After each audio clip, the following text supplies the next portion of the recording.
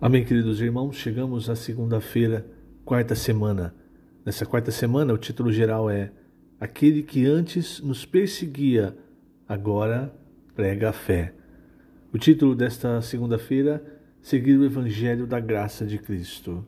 E os versículos, Gálatas, capítulo 3, versículo 22, capítulo 1, versículos 15 e 16. A Escritura encerrou tudo sobre o pecado, para que, mediante a fé em Jesus Cristo, fosse a promessa concedida aos que creem. Quando, porém, ao que me separou antes de eu nascer e me chamou pela sua graça, aprouve revelar seu Filho em mim, para que eu o pregasse entre os gentios. Sem detença, não consultei carne e sangue. Senhor Jesus, obrigado, Senhor. Obrigado por mais um dia e obrigado por tua graça.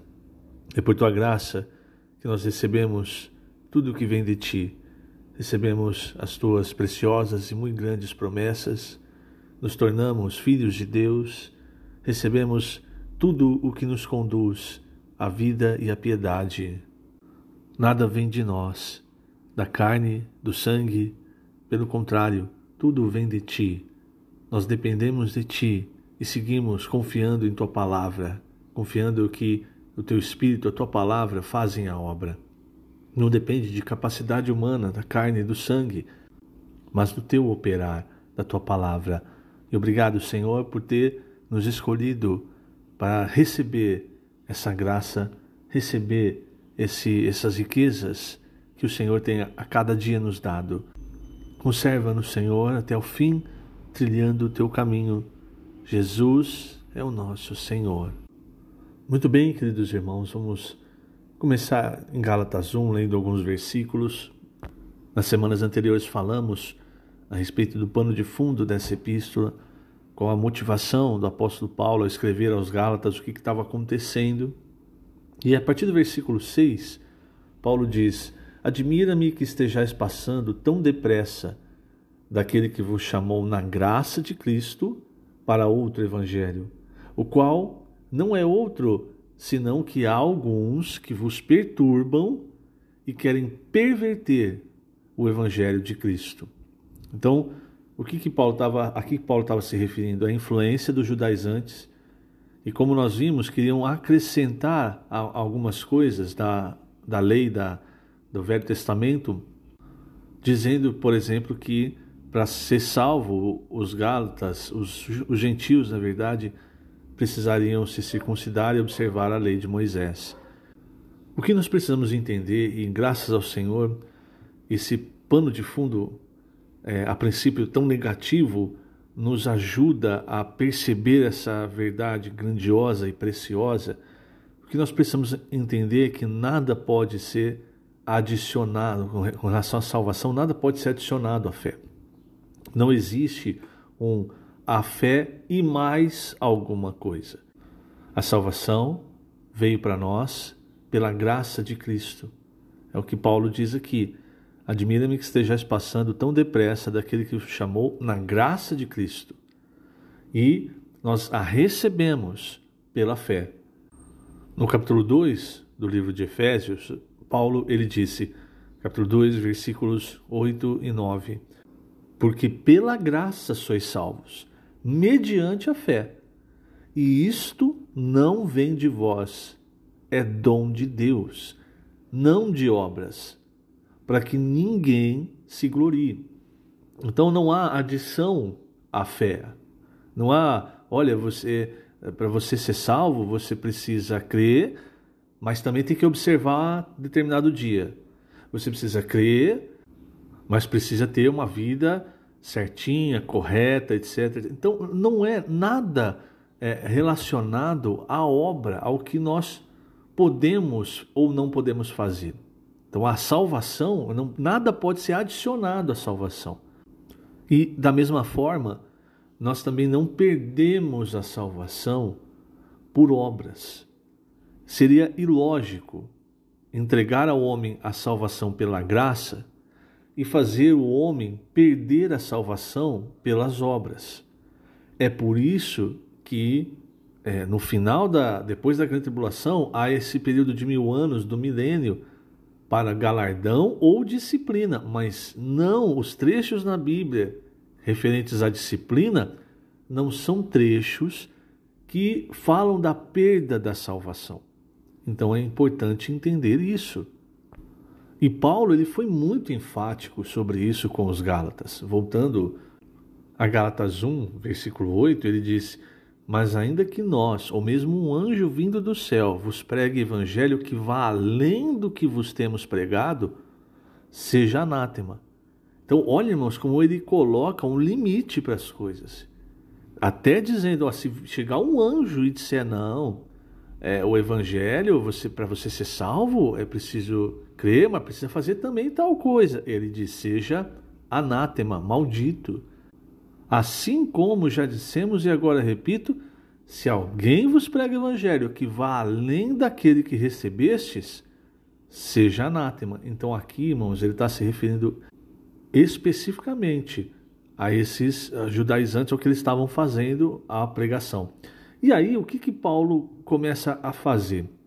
Como a ideia dos judaizantes, né, o discurso dos judaizantes para enganar os gálatas, os gentios, era dizer que eles estavam vindo de Jerusalém, onde de fato veio o Senhor, né? Onde havia os apóstolos que o Senhor havia escolhido. Então, a palavra deles tinha relevância e a de Paulo não. Essa era a base que eles usavam para enganar os gálatas e os gentios em geral. Paulo ele começa a mostrar para os gálatas que ele já foi um judeu zeloso pela lei, perdão, e que ele se avantajava em muito aos da sua época no zelo pela lei. Então, a partir do versículo 11, ele diz assim: faço-vos, porém, saber, irmãos, que o evangelho por mim anunciado não é segundo o homem, porque eu não o recebi nem o aprendi de homem algum, mas mediante revelação de Jesus Cristo.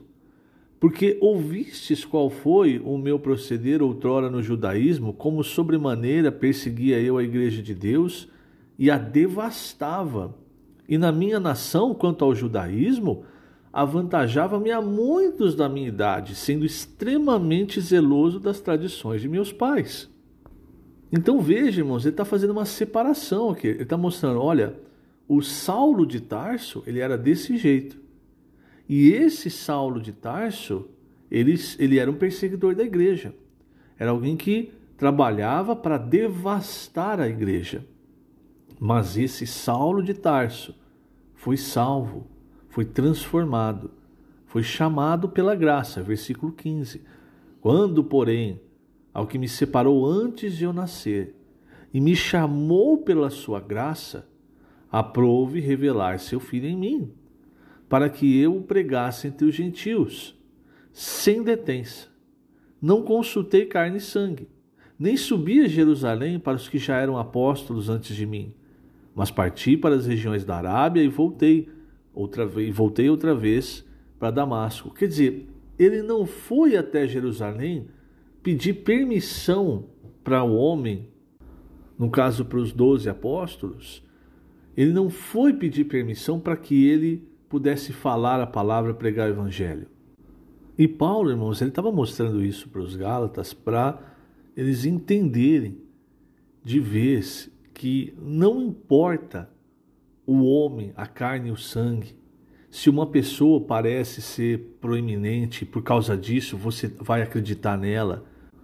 O que importa é a verdade do evangelho. E ali ele estava abrindo essa verdade, mostrando para os gálatas. Vou pular agora, vou para Gálatas 3. Ali Paulo, ele desenvolve também essa questão da lei.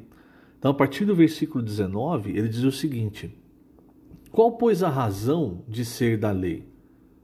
Foi adicionada por causa das transgressões, até que viesse o descendente a quem se fez a promessa, e foi promulgada por meio de anjos pela mão de um mediador.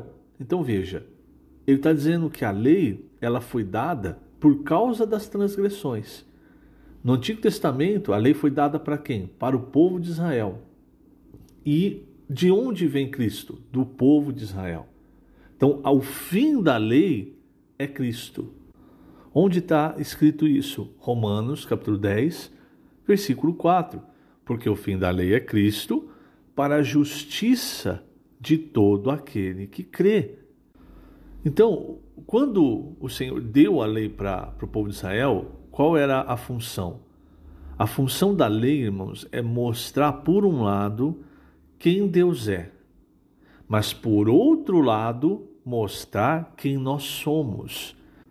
E ao ser exposto dessa maneira, ou seja, você olha para Deus, a lei te mostra Deus, e também expõe o que você é, a sua carne, o seu pecado.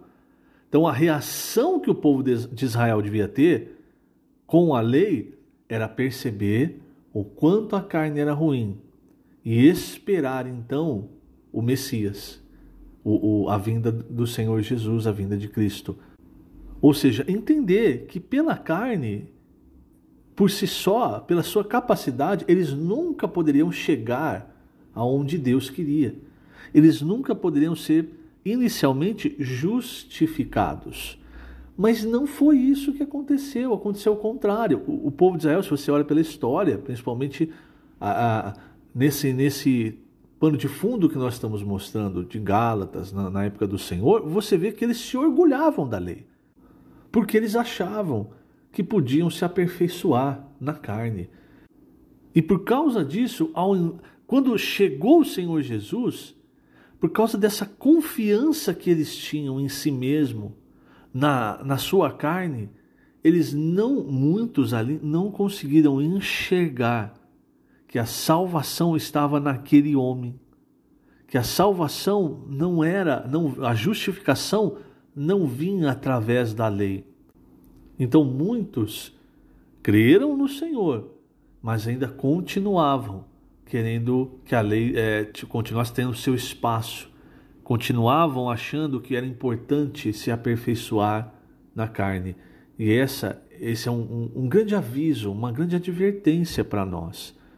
Porque hoje, tudo bem, nós não seguimos a lei, mas quanto nós ainda tentamos nos aperfeiçoar na carne, ou achamos que a nossa capacidade é importante para Deus. Ou melhor, é importante na obra de Deus. E mais ainda, a lei, o que Paulo expõe a respeito da lei? Que a lei, como ela está enferma pela carne, ele diz isso em Romanos. Então, o que a lei vai fazer? Assim que você erra, a lei vai e te expõe. Só que a lei ela não tem poder de fazer você não pecar. Ela só expõe. Ela só mostra, você é um pecador. Ela só coloca a sentença de morte sobre você. E aí você passa a ter uma vida regrada pelo certo e errado, e muitas vezes não conseguindo seguir o padrão, sendo o padrão de Deus, o padrão da Bíblia, sendo exposto, sem poder para vencer aquilo, e cada vez mais você vai ganhando sentimento de morte até que você espiritualmente morre, você desiste das coisas de Deus. É assim que Satanás, o pecado, usa a lei. Se você ler Romanos 7, você vai ver isso. Aí o que Paulo fala para os Gálatas? Olha o versículo 21 do capítulo 3. Mas porventura a lei contrária às promessas de Deus? De modo nenhum. Quer dizer, a lei não é o problema. O problema é o pecado que está no homem, que tomou a lei, porque então a lei fica enferma por causa da carne, toma a lei e aí gera esse sentimento de morte. Então ele diz, a lei ela é contrária às promessas de Deus? De modo nenhum. Porque se fosse promulgada uma lei que pudesse dar vida, a justiça, na verdade, seria procedente de lei. Então, no fim de tudo, irmãos, aqui é o ponto central. O que você precisa entender? Que a preocupação de Deus não é o certo e o errado. A preocupação de Deus é que o homem tenha vida. Enquanto você tentar se aperfeiçoar pela seja pela lei ou seja pelo certo e errado, você sempre vai experimentar a sentença de morte, aquela sensação ruim. Mas quando você for até o Senhor, você vai experimentar a vida, o perdão, a misericórdia, a graça. Porque senão, irmão, a gente fica preso de novo na morte. Então imagine, por exemplo, olha, hoje você, para agradar a Deus, tem que fazer isso e aquilo. Aí você não consegue fazer. Tem um item que você não consegue fazer. E aí vem para você, então, um sentimento de morte. Ah, eu não consigo fazer isso. Os irmãos estão fazendo, mas não consigo. Ah, eu sou ruim, eu não sirvo. Percebe? Porque muitas vezes a gente cria leis, não é? E aí você começa a experimentar o sentimento de morte, e aí você vai desistindo das coisas de Deus, por fim você desiste de se reunir, e aí morreu espiritualmente. Então, não é a preocupação de Deus, não é o certo e errado. A preocupação de Deus é que você tenha vida. Então, encare as coisas que Deus está dando, as ferramentas, tudo na vida da igreja, como uma oportunidade que Deus está dando para você ter vida. Não conseguiu fazer, é lógico, não estamos falando de pecado. Uma vez que você pecou, aí você precisa pedir perdão. E aí, veja, novamente, né? O Senhor cuidou de tudo. Você pede perdão e aí a sua consciência cessa a acusação e você é restituído à comunhão com Deus. E aí você pode desfrutar de vida e paz. Então a preocupação de Deus não é você fazer isso, não fazer aquilo. A preocupação de Deus é você ter vida. E aí Deus dá muitas ferramentas para nós, para nos levar a ter vida. Então por que o Senhor Jesus foi até a cruz? Para cumprir a justiça de Deus. Para que aí o homem pudesse ter vida sem acusação de qualquer lei. Porque ele mesmo cumpriu a lei. Olha, isso é maravilhoso, irmãos. Veja, ele cumpriu a lei toda, ele foi perfeito, os 33 anos e meio que ele viveu na terra. E aí ele morreu, porque sem sangue não há remissão de pecados. E o que ele fez conosco? Quando nós cremos, nós entramos em Cristo, na morte de Cristo. Por isso Paulo diz que nós fomos batizados na morte de Cristo. E também na sua ressurreição. Então, é como se nós tivéssemos sido crucificados, mas quem sofreu a dor da cruz foi ele. Então, como se nós tivéssemos cumprido toda a lei, mas quem cumpriu foi ele. E tudo isso não é pela sua capacidade, você recebeu pela graça. Porque o seu Senhor, o seu Salvador, o seu Deus te ama demais e está preocupado que você tenha vida. João 10, eu vim para que tenham vida e a tenham em abundância.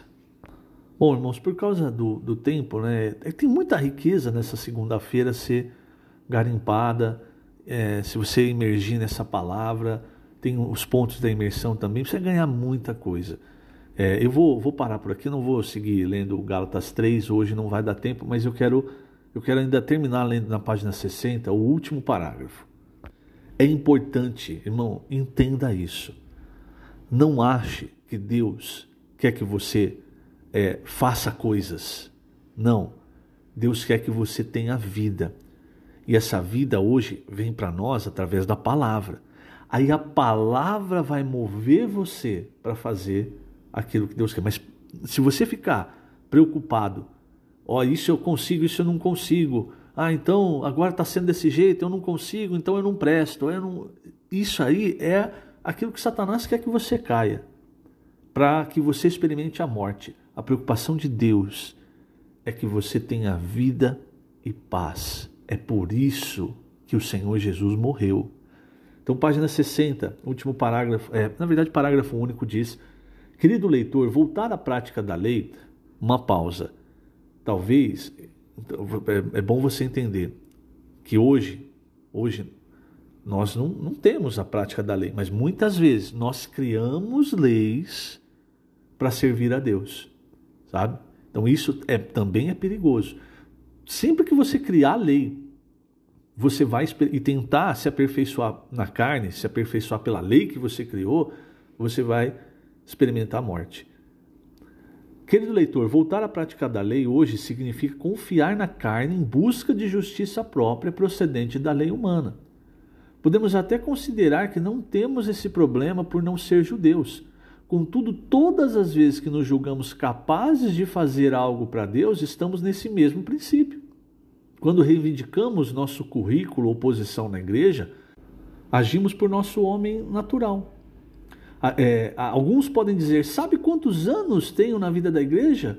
Ou ainda, eu já li a Bíblia várias vezes, tenho competência para administrar a igreja e vasta experiência em ministrar mensagens. O Senhor nos adverte que tudo isso significa confiar na carne. Hoje, nós que estamos dentro dos muros de Jerusalém, debaixo do governo de Deus, devemos confiar na palavra do Senhor e em seu poder. Portanto, não confiemos em nós mesmos. Então perceba, né? Tem os dois lados, que é um lado você ficar tão mal que você experimenta a morte. O outro lado é você confiar demais em si mesmo, como aconteceu com o povo de Israel. Confiaram tanto em si, tanto que eles podiam cumprir a lei, que quando o Senhor Jesus veio, eles crucificaram o Senhor. E mesmo depois, aqueles que creram que o Senhor era o Messias, eles não conseguiram, muitos não conseguiram abandonar o que era do Antigo Testamento no Antigo Testamento e viver pela fé, pela graça. Então tudo isso para nós é grande advertência, para que realmente nós experimentemos na nossa vida, no nosso viver diário, vida e não sentimento de morte. O Senhor Jesus morreu para que você, querido irmão, tenha vida. Que o Senhor te abençoe grandemente nesse dia. Lembrando, estamos colocando essas gravações no canal do YouTube da Igreja em Ribeirão Preto. Jesus é o Senhor.